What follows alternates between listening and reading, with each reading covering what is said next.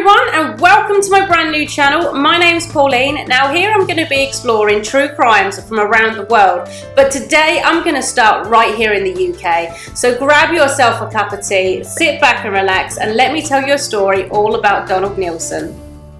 So let me just kick this off by starting from the very beginning of this story. Donald Neilson, later dubbed the Black Panther, was originally born Donald Napier in August of 1936. Now, Donald did not have a happy childhood. When he was just 10 years old, his mother passed away from cancer.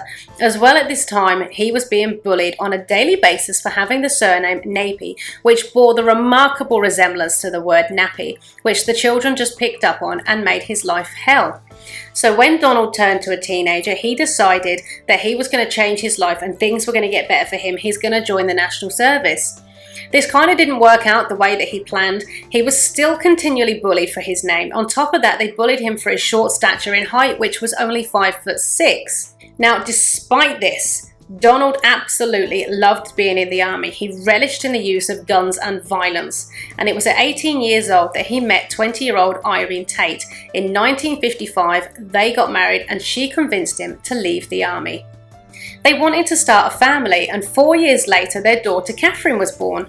It was at this point that Neilson actually changed his name from Napier to Neilson to protect her from all the pain and suffering that he had his entire life from being bullied. It appears to me that Donald actually tried to be a good family man who can provide. He tried his hand at carpentry, which failed, and he also bought a taxi firm, which is where they believe his name Neilson came from, but this also failed. So it wasn't until 1965, another 5 years later, that his life of crime started. Now, Neilson had managed to commit over 400 burglaries before he was actually ever caught of a single crime. He was quite clever in the way that he did this. When he stole from houses, he would do things like take a radio, take it down the street and leave it somewhere for the police to find. And when the police established a pattern, he then would change what he did to confuse them so they could never actually keep up with who was doing what and where. As the press picked up on these burglaries, they began to give him nicknames, so he was known as Handy Andy, also known as the Phantom, right before the notorious name Black Panther was born, and this is what he is now known by around the world. Stealing from houses wasn't particularly earning him a lot of money, but this all changed when he burgled a house in Cheshire which contained guns and ammunition. It was these guns that he later used to rob the sub-post offices across Lancashire and Yorkshire. This is where his violence truly started to escalate. On the 11th of November 1974, an officer by the name of Peter Toggle was called out to a routine car theft in the area. While he was attending, he noticed that the local post office still had its lights on. Now, this was very unusual as it was quite late at night and Peter was actually friends with the postmaster and postmistress Sid and Peggy. So Peter goes to investigate to make sure that they're okay. He goes round the back, and as he jars the door open, he can see that Sydney is lying on the floor, wounded. He calls out as he makes his way through the post office, and all he can hear is somebody counting 10, 20, 30, 40, 50 over and over again. As he makes his way through, he finds Peggy in the back in the corner, severely beaten, unable to communicate other than counting 10, 20, 30, 40, 50. Now, Neilson was always looking for the next big thing, and it was the Daily Express that handed this to him on a silver platter. They published a story in 1975 of a young girl named Lesley Whittle. She was just 17 years old at the time, and she was set to inherit £82,500, which in today's money is $500,000. Neilson saw this story and saw it as easy money. He figured the family wouldn't miss £50,000 and set a plot to kidnap Lesley. On the 14th of January 1975, this is the day that Neilson makes his move. He kidnaps Lesley from her bed in the middle of the night. He then keeps her naked and chained to a tiny 2-foot board. Now, I don't really understand why he felt the need to do all this to Lesley. She was only 17 years old and she was only 5 foot tall. I can't imagine her putting up much of a fight to him. Whether this was a power trip for him because he was only 5'6", remember, I'm not quite sure, but he kept her chained up from top to bottom of her face, so this way and this way, with a metal ligature around her neck. Poor Lesley must have been scared out of her mind. So the next morning, her mother and her brother Ron did discover that Lesley wasn't home, but just assumed she was out. It wasn't until hours later it was discovered in a piece of dino tape in a box of chocolates, the demand for £50,000 for the safe return of Lesley, and the absolute demand that she do not call the police. Now, being a mother, of course, the first thing she did was call the police. Unfortunately for her, the police wasn't very experienced in kidnap at all at the time, and things went wrong quite quickly. It was leaked to the press that Lesley had been kidnapped. The press then ran with this story and printed it everywhere. This really wasn't going to help poor Lesley at all. Lesley's mother was delivered a cassette tape. I'm not entirely sure how because I couldn't find the information out. But she was delivered a cassette tape with Lesley's voice on, delivering instructions to her brother Ron on what to do next and how to drop the money for the ransom. Now, I've heard this tape and I'm going to play a little bit for you now, so have a listen. Now, going to the M6 North to junction 10 and on to the A454 towards Warsaw. Instructions are taped under the shelf of the telephone box. There's no need to worry, Mum, I'm okay. I've got a bit wet, but I'm quite dry now. I'm being treated very well. Okay? I think you can agree it's pretty amazing how Lesley sounds so calm in this tape. She must have just been clinging on to the hope that everything was going to be okay and not wanting to worry her mother and brother, which under the circumstances is amazing. What a strong young lady she was. So her instructions for her brother Ron was for him to drive some 60 miles from the village of Highley down to Kidsgrove in Staffordshire. Now, the thing you need to remember is 1975, there were no sat-navs. There was no technology like there is now. So if you wanted to find somewhere, you literally had your wits about you and your map. Now imagine it's cold, it's dark, he's got a big suitcase of money and he has no idea where he's going.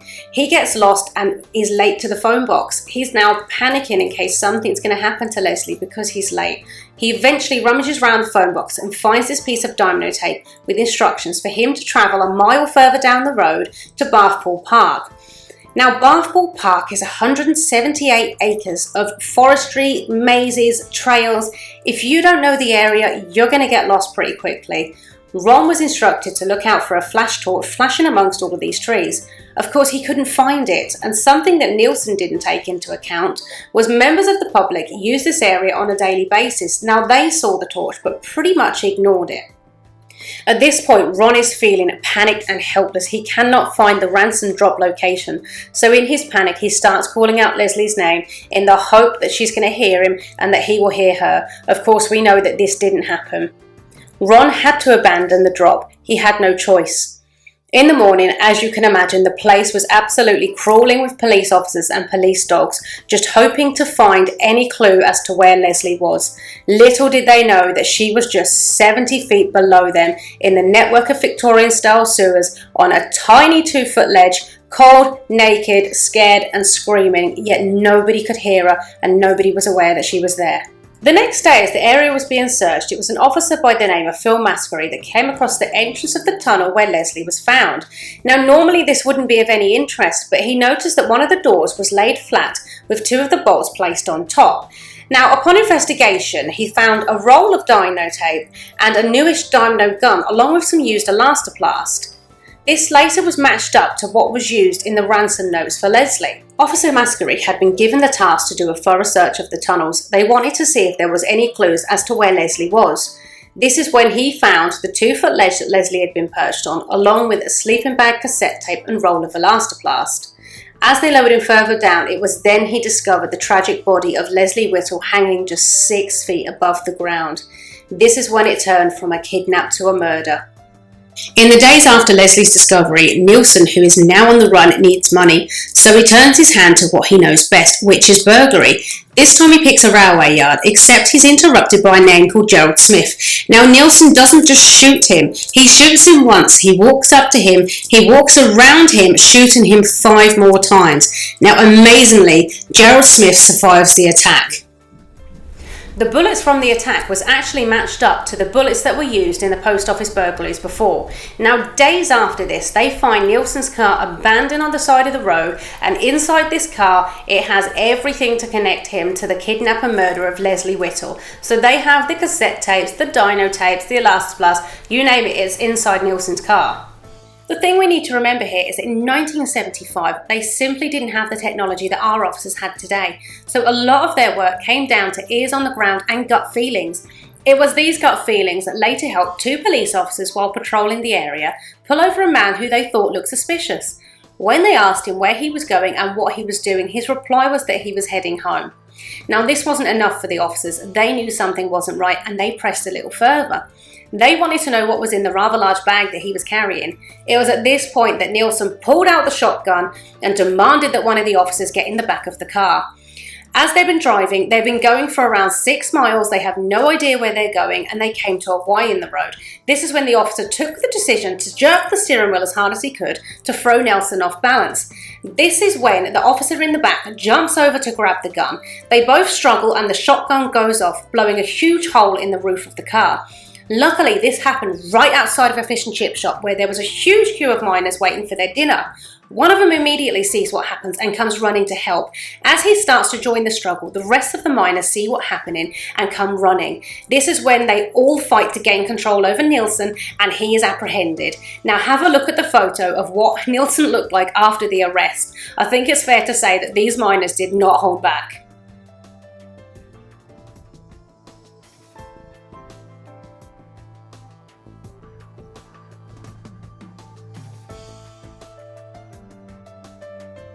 This is it, guys. This is my favourite part of the story. Donald Nielsen was taken to court and handed down a life sentence without the possibility of ever being released. He was charged with 3 murders and dozens of burglaries. Now, the one thing that strikes me about his trial is the very fact that he was crying in the dock. We know that he's not a remorseful man, so at this point I can only assume he's crying for himself and the very fact that he's going to spend the rest of his days in prison, which is of course exactly what happened, with the later part of his life being spent in the Norwich prison in Norfolk, where he didn't receive a single visitor. He was then transferred to the Norfolk and Norwich Hospital, where he died on the 18th of December 2011. Thank you so much for joining me today. I really hope you've enjoyed the story. And don't forget to click subscribe now on your screen, and I will see you all next week.